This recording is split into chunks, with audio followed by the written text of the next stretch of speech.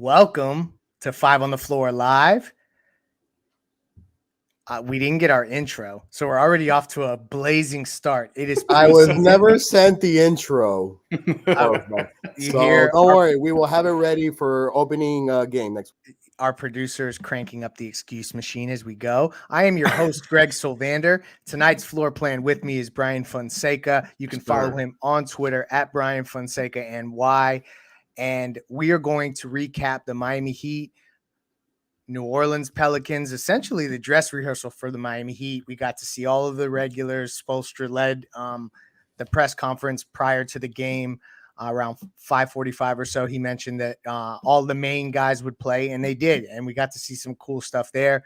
So going to get into that, quickly go through some of the highs and lows of this last game where I think we're going to actually see the regulars. I think the last preseason game is going to be a skeleton crew. And then we'll take a few questions and get out of here before we get ready for the regular season. Before we do, though, I want to tell you about a great sponsor of this program, and that is Aggressive Insurance. They are an insurance broker agency that's been in service in South Florida for over 15 years. They offer auto insurance, homeowners insurance, condo insurance, life insurance, retirement programs, free notary service. Again, this is insurancebyLynette.com. Great friend of the program, Aggressive Insurance. You can see the telephone number there, 954-581-8800. The insurance agency that works for you. You want to reach out to her also on Instagram, Facebook, Twitter.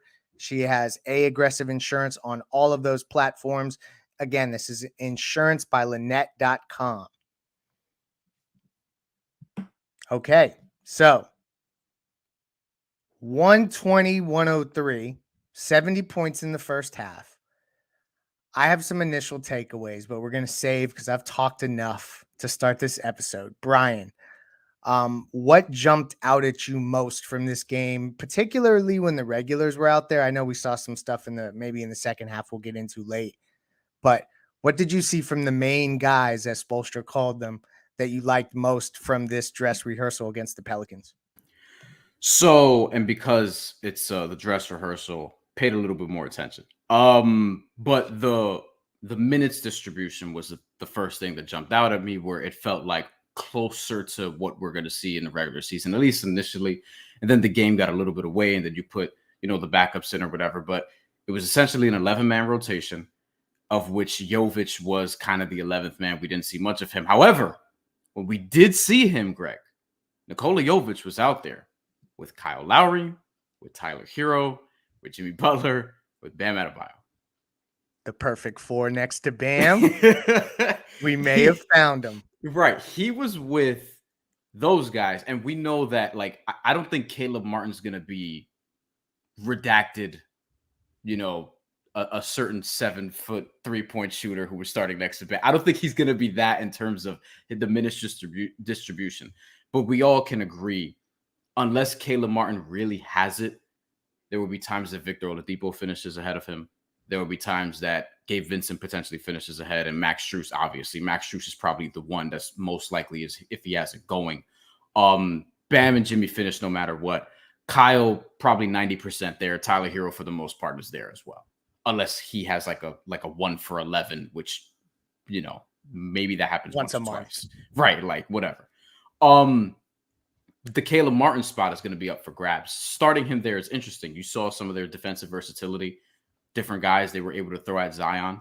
I found that very interesting. He locked up Zion on a particular play that I tweeted out. I was like, yo, didn't let Zion get to the rim.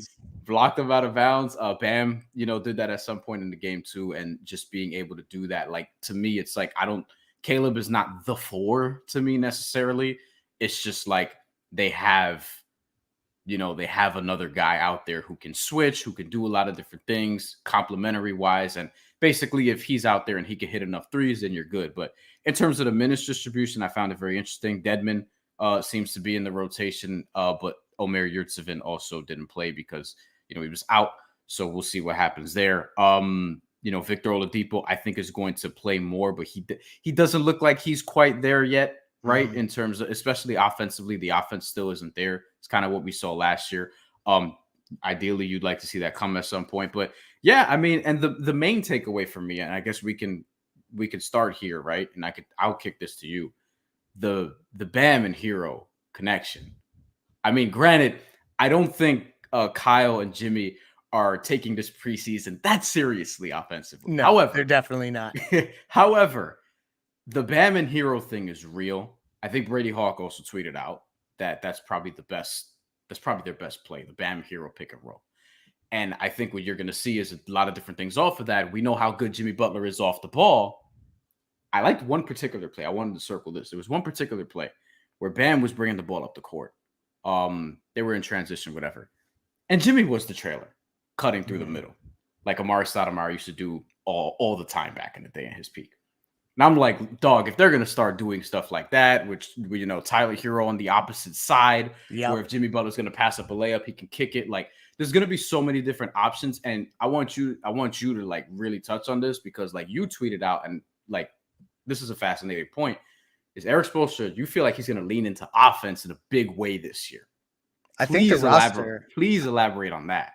I think the roster almost kind of dictates that he has to go in that direction. You lose PJ Tucker, and you're essentially you have a lot of players that were in house last year, and then you're adding this Jovic character who has quite the offensive skill set.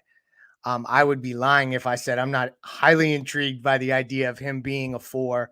You can see why they would hunt a skill set like his to plug into this particular group around Tyler and Bam. So to your point, I really am encouraged to see Tyler and Bam be the ones to take, and we'll see how it plays out in the regular season. Cause obviously this preseason stuff, you're right. Jimmy and Kyle are not taking it that seriously, but it is a marathon. It is not a race. And I think Bam and Tyler are those dudes that can like shoulder that burden for most of the season. And this is what you want to see. You want to see those young dudes coming out, being aggressive, playing well. And for me, like the field goal attempts, Tyler Hero, there was one possession. I think the broadcast may have touched on it, at least the Heat broadcast. We have lots of people watching from lots of places. You may have watched the Pelicans broadcast, but Tyler Hero had a play where he grabbed an offensive board, went back up, and got an and one. And like just little stuff like that you see from Tyler physically getting to his like just the lift on his shot. He just looks in mid-season form. And then Bam being aggressive. To me, it's Spoelstra acknowledging that he needs to lean into the things that the team is good at.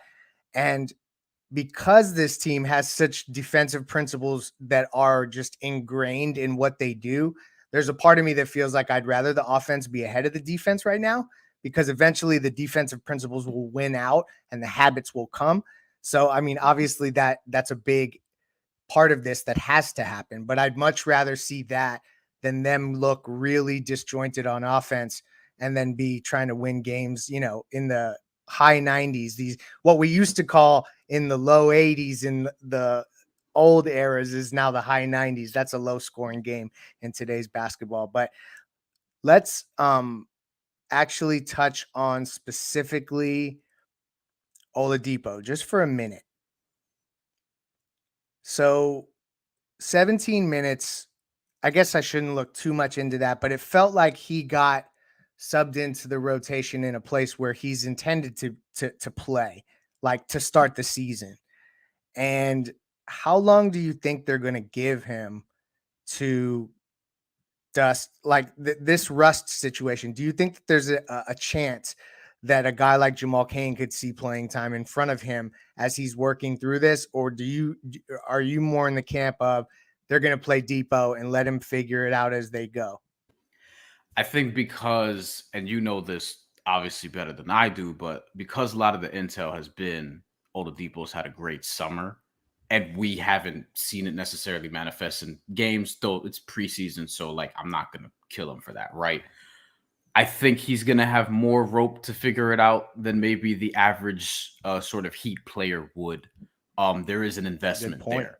You know, there is an investment there. It's not a long-term investment, but there is an investment there, right? And I think the somewhat emotional one also, because like they've rehabilitated him and he's been diligent in the process, and we'll see what ends up happening in terms of where he develops. I think he's going to have some rope. And I think he's going to show you those flashes or whatever the case may be.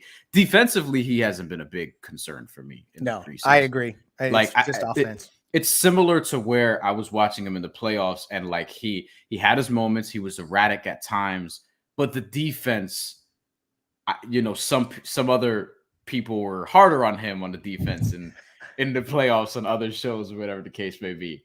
But we all saw his defense, and like he, especially against the Celtics at times, just stripping Jaylen Brown over and over, looking really physical, whatever the case may be. So we'll see what happens, but I'm not as worried about him defensively, which is interesting because like I expected the slip to be there. And while he hasn't been like the all-world defender he once was, you've seen like little hints of that in spurts. Yeah, the flashes. You've seen that in the playoffs, especially. But the offense, it comes and goes. And you need it to be there a little bit more. But he needs time, right? This was again, I'll grant them, the first offseason he's had in 5 years. So, like, that puts it in perspective when you say it like that. 5 years, right? And he hasn't had a real offseason and like come into a regular season and play. I think that's a highly underrated part of the Victor Oladipo comeback story and like how it's gonna take for him to get through an 82 game season. I don't think that we've necessarily acknowledged that enough, that it is a challenge. Luckily, though, this team looks deep as hell, Brian. Like, yeah, they're deep.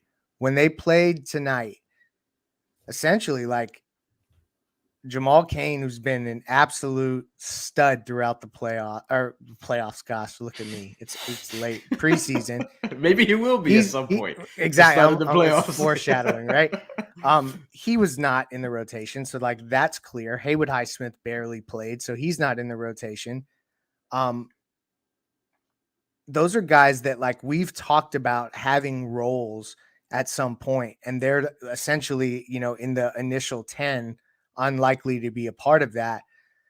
Do you think that maybe that the depth of this roster has been understated a bit? Like we got to a point where, because none of these guys by themselves are necessarily starters or all-stars, not the top of the roster, but like these back half guys, they're not proven rotation players elsewhere, etc.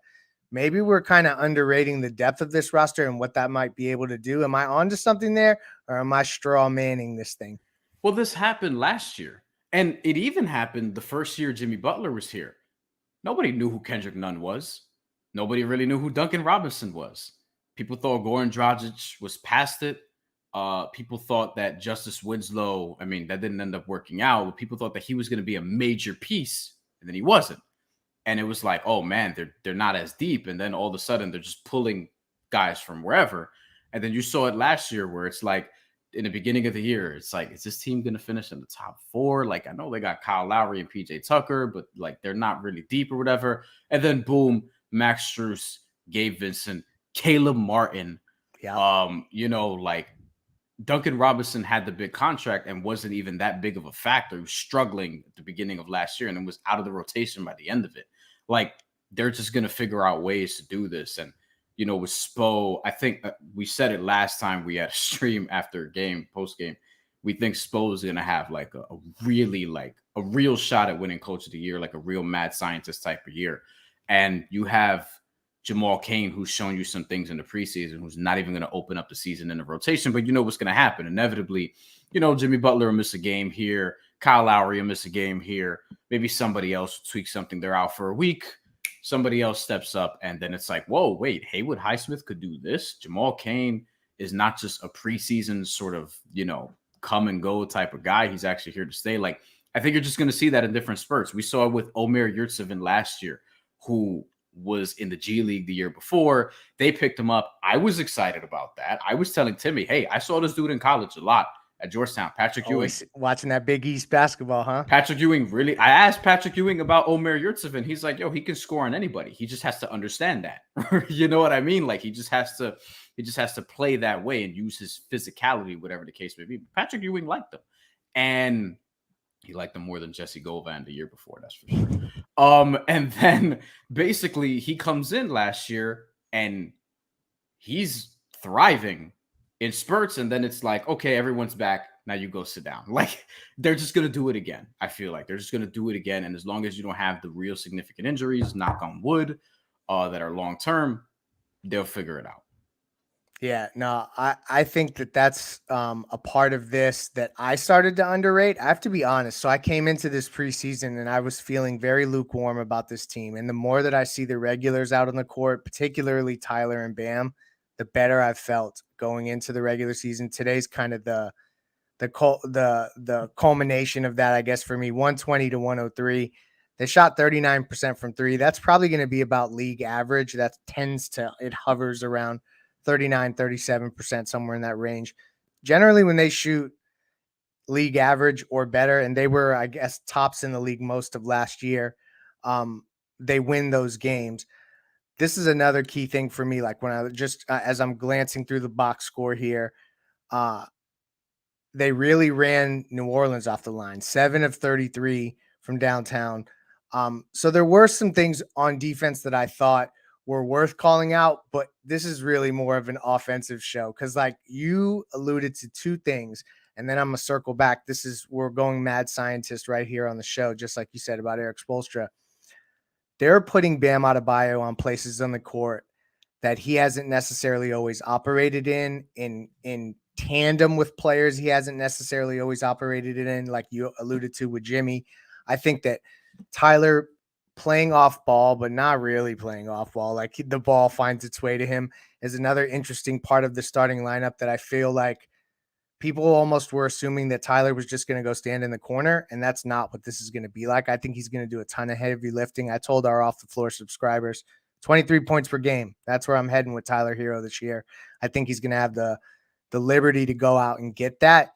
But here's where I want to go next. And this is, you know what? Let's take a quick break. I want to tell everyone about Prize Picks. It is my favorite daily fantasy platform. It's daily fantasy made easy. You literally, excuse me, can't speak. Choose your favorite players, choose your favorite sports. They have all the stats up there. You choose over or under. So it's that simple. You use the code 5 when you go to the app or on the website, prizepicks.com, or download the app. Use the code 5. You'll have your initial deposit matched up to $100. So, like, for instance, tonight, Jimmy Butler over or under 10 points, and he scores 12 points. If you went over, you would have hit that. You stack a few of those together, you can win up to 10 times your money. So go to Prize Picks, use the code 5, get your initial deposit matched. So, Brian, you hit on something. Coach of the Year, mad scientist-like season. The Coach of the Year award has always eluded Eric Spoelstra, and he's been happy. Actually, I think he's said to Ethan before, I hope I don't win that thing, because everyone who wins Coach of the Year ends up getting fired. Obviously, he's already security. top 15 all time. What does it matter? Exactly. Like, no, this is true, and he's got job security no matter what happens. Yeah. But this is the path. You alluded to it, and you're onto something. If this team, which I think everybody collectively said didn't necessarily get better or in the offseason, like that was something that everybody has kind of acknowledged, at least from a personnel perspective, there has not been a ton of change. They're bringing a lot of guys back. If he takes this same team and has guys jump in and out of the lineup and they're a 1 seed again, this is a path where I feel like it'll be so overwhelmingly obvious what a great coach that he's been 2 years in a row that he'll get the benefit of the doubt. Are you buying or selling that take? Yeah, I mean, it's something I would buy so long as there's not something shocking in the Western Conference, like the team that they just beat, for example, New Orleans, who I'm very high on, as just an exciting team. I don't think they're going to win a championship or anything, but I think they could win a postseason round even in that conference. If they shock us and get like a top 2 seed, which I don't think is going to happen, then people are going to be talking about Willie Green also. But no, you're right. And I don't think like that's the point of it. But, you know, there are a lot of different things where it's like, yeah, this roster, I think a lot of people would say took a step back. However, I will say that if we look up and the playoffs are about to start in April, and I put PJ Tucker's 2022-2023 season next to Nikola Jovic's 2022-2023 season, and they're about the same, that wouldn't shock me. Wow. You know what I mean? Because I think while PJ Tucker is going to be very impactful, I think that Nikola Jovic is going to come in and like show you some signs of like, oh, wait a minute, this is like a real keeper. This is not someone you just throw into a trade, whatever the case may be. But I've been that high on him since before he was drafted. Like I was saying this as I was watching him in like February, just on YouTube and stuff. One of the only things I would say that is I want to see how this sort of manifests itself. And you know, New Orleans is a relatively smaller team, so this works out.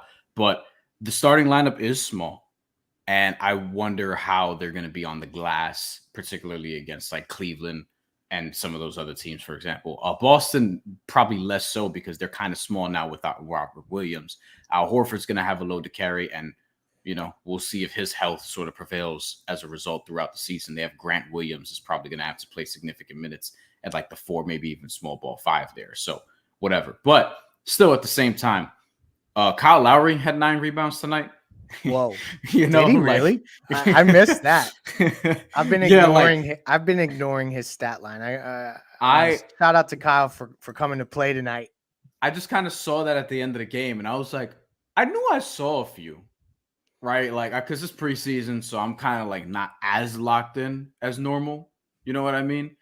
So I was like, I know I saw him get a few rebounds, but 9, and you know, I mean, guard rebounding, gang rebounding, underrated thing that Tyler Hero is going to have a nice impact on in the starting lineup is rebounding because he is a very good rebounding guard. Yeah, but also when Bam is, and this is something I was yelling about from the rooftops last year, when Bam is switching and guarding on the perimeter. Who's going to be inside and get the rebounds? It's going to be gang rebounding, sure, but then it's going to be Caleb Martin, Jimmy Butler, etc., of getting into these collisions.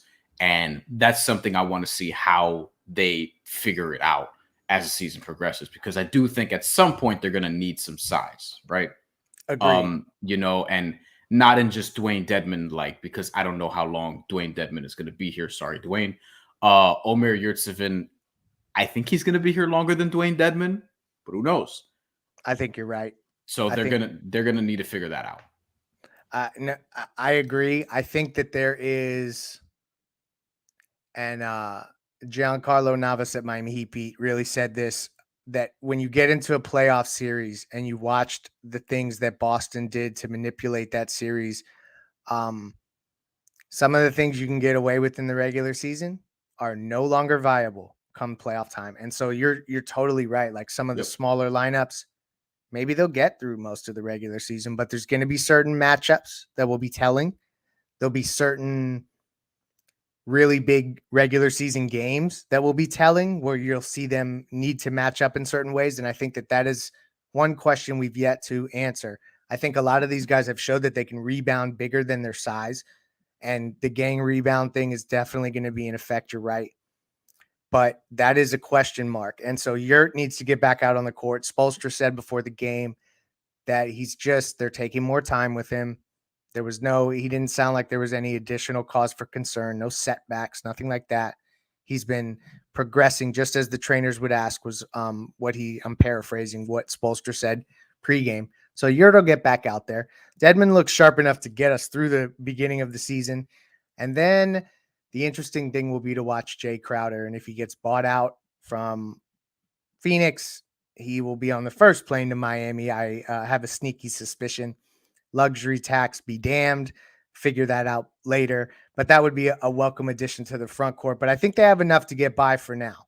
Do you agree that now there is no way, when you see Jovic play the way he's played, Caleb Martin looks sharp, there's no way you give up assets for any kind of Jay Crowders of the league, not just Jay Crowder himself, but any Jay Crowder.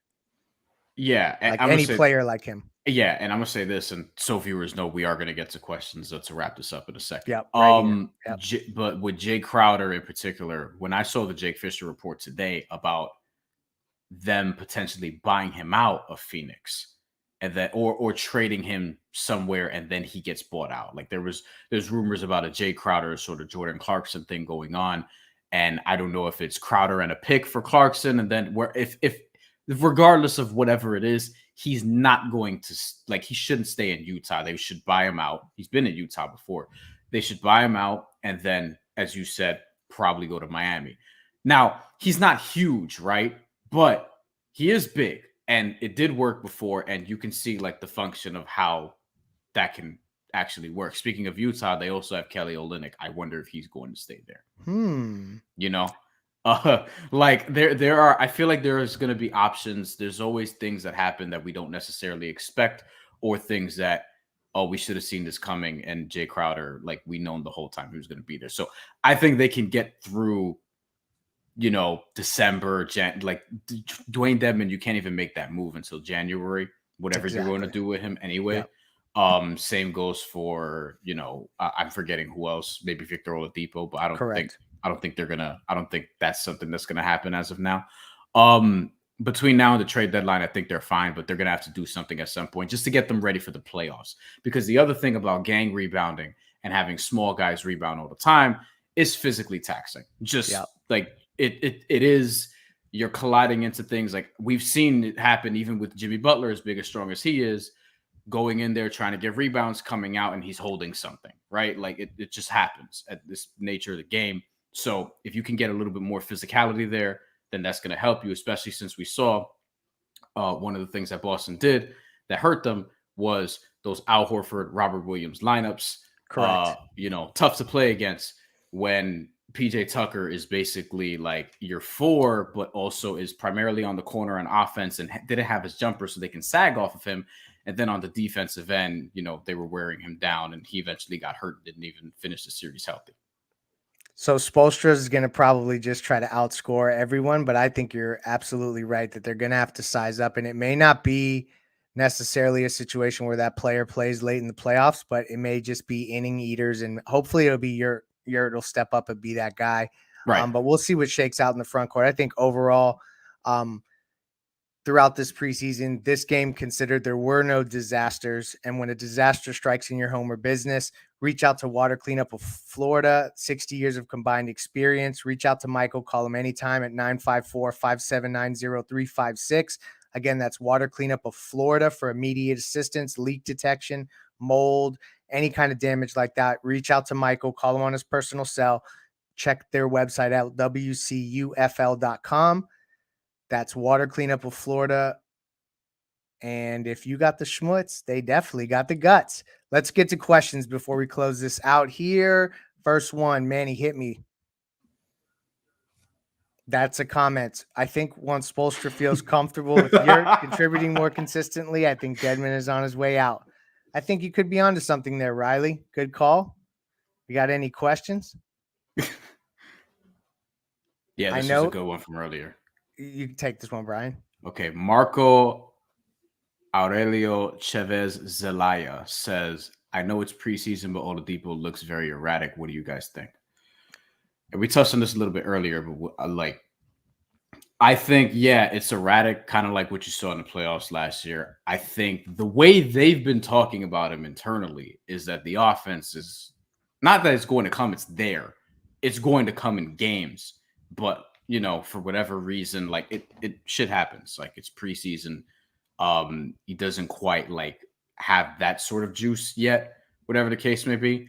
I don't know if he's taking it easy because it's preseason and wants to preserve himself for the regular season. I don't know. Yeah. I don't see it that way, but who knows?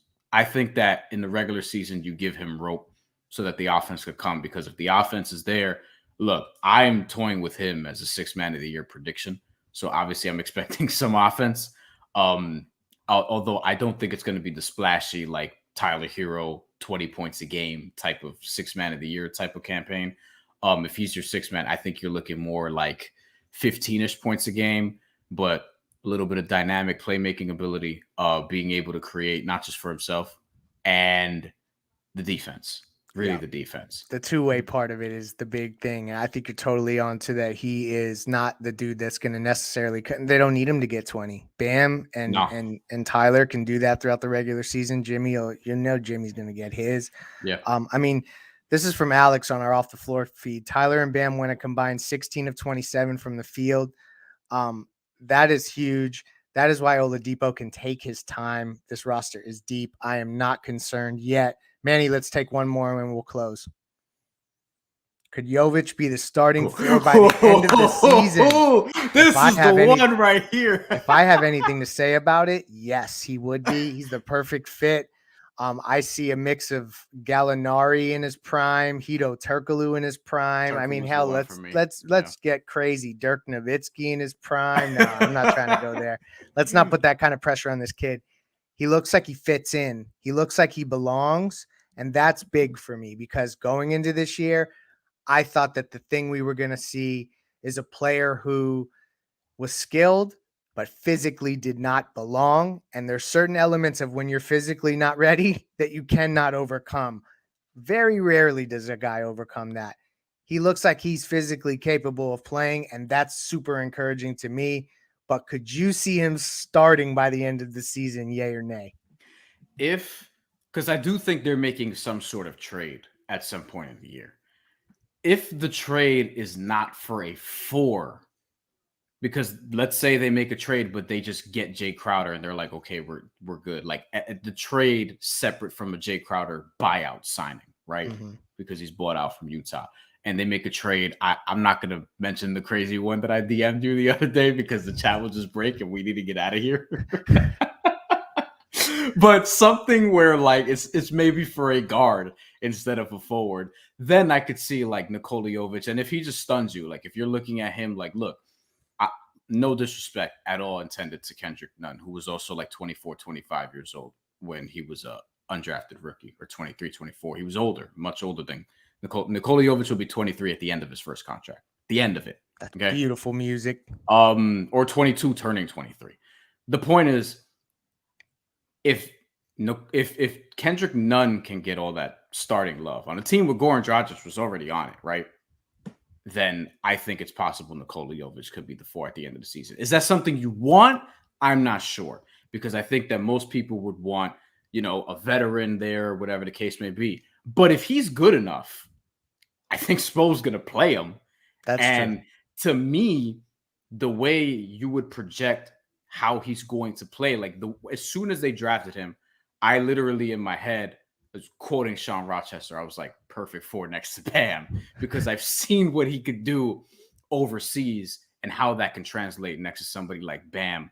And that's just talking about the shooting and stretching the floor and just the IQ. That's before you even get to the fact of him being a playmaker also. He can move the ball also.